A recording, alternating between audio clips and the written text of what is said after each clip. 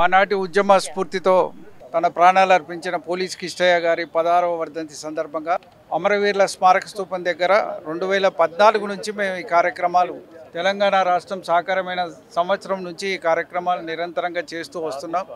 అందరం చేస్తూ వస్తున్నాం.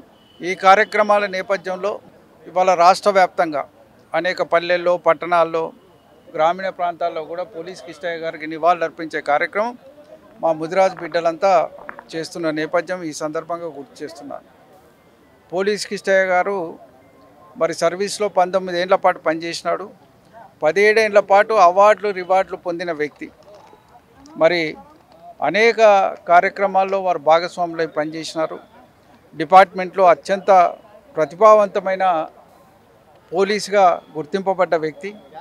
అయినప్పటికీ తెలంగాణ ఉద్యమంలో కేసీఆర్ గారు చచ్చుడు, తెలంగాణ వచ్చుడు అని వారు నిరాహార దీక్షకు పూనుకున్నప్పుడు దానికి ఉద్వేగభరితంగా ఫీల్ అయ్యి మరి సోదరుడు శ్రీకాంతాచారి గారు ఆత్మాహుతికి ప్రయత్నం చేసి కాలిన గాయాలతో హాస్పిటల్లో ఉన్నప్పుడు దానికి కలత చెందిన పోలీస్ కిష్టన్న, మీరు విద్యార్థులారా, యువకులారా, మీరు త్యాగాలు చేయకండి, మేము ఉన్నాం, త్యాగాలు చేయడానికి మేము సిద్ధంగా ఉన్నాం, మీరు పోరాటాలు చేయండి, తెలంగాణ సాధన కోసం కష్టపడండి, తెలంగాణ వచ్చేదాకా వదిలిపెట్టకండి, ఆంధ్ర పాలకులకు వ్యతిరేకంగా పోరాటం చేయాల్సిన అవసరం, బాధ్యత మన సమాజం మీద ఉందని వారు చెబుతూ మరి సెల్ టవర్ ఎక్కి తన సర్వీస్ రివాల్వర్తో తనకు తను ఆత్మాహుతికి పాల్పడి జై తెలంగాణ అని నినాదాలు చేస్తూ అసూలార్చిన బిడ్డ పోలీస్ కిష్టన్న గారు.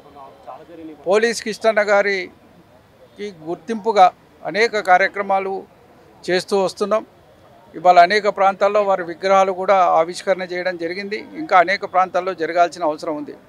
మేము ప్రభుత్వాలను కోరేది ఏమిటంటే పోలీస్ కిష్టన్నని తొలి అమరుడిగా గుర్తించి మీరు అమరవీరుల స్మారక స్మృతిపదం కట్టినారు, కానీ దాంట్లో పోలీస్ కిష్టన్నకు ఒక ప్రాముఖ్యత ఇచ్చి పోలీస్ కిష్టన్న విగ్రహాన్ని కూడా ఎక్కడైనా ఏర్పాటు చేయాల్సిందిగా ఈ సందర్భంగా మేము మనవి చేస్తున్నాం. 2, వారి విగ్రహాలు రాష్ట్ర వ్యాప్తంగా ఎక్కడ పెట్టాల్సిన ప్రభుత్వ సహకారం అందజేయాల్సిందిగా కోరుతున్నాం. వారి త్యాగాన్ని ఒక పాఠ్యాంశంగా పుస్తకాల్లో పెట్టాల్సిందిగా కూడా కోరుతున్నాం. వారి కుటుంబానికి కొంత ఆనాటి ప్రభుత్వం కేసీఆర్ గారు కొంత సహాయ సహకారాలు అందించినారు. ఇల్లు కట్టుకోవడానికి స్థలం ఇచ్చినారు, కొంత ఆర్థిక సహాయం చేసినారు, వారి కుమార్తెని మెడిసిన్ చదివించినారు, వారి కొడుకు ఉద్యోగం ఇచ్చినారు, వారి శ్రీమతి కూడా ఉద్యోగం ఇచ్చినారు. ఇవాళ వారికి ఎంత చేసినా మనం చాలా తక్కువే. మన సమాజం వారి త్యాగాల ముందట మనం చేసింది చాలా ఇసుక రేణువంత. ఇంకా చాలా చేయాల్సిన అవసరం ఉంది. అటువంటి పెద్దల యొక్క త్యాగాల్ని సమాజానికి స్ఫూర్తిగా నిలబెట్టాల్సిన అవసరం ఉంది. ఏ ఆశయాల కోసమైతే వారు పోరాటం చేసినారో, ఏ సమాజం నుంచి ఆ బిడ్డ ఎదిగి వచ్చినాడో ఆ సమాజం ఇంకా కష్టాల్లో, కన్నీళ్ళల్లోనే బతుకుతుంది ముదిరాజ్ సమాజం. దాన్ని కూడా విముక్తి చేయడానికి ఇంకా పోరాటాలు అనేకం చేయాల్సిన ఉంది. అందుకు ముదిరాజ్ బిడ్డలమంతా కలిసికట్టుగా కలుగుతామనే మాట ఈ సందర్భంగానే మనవి చేస్తున్నాం.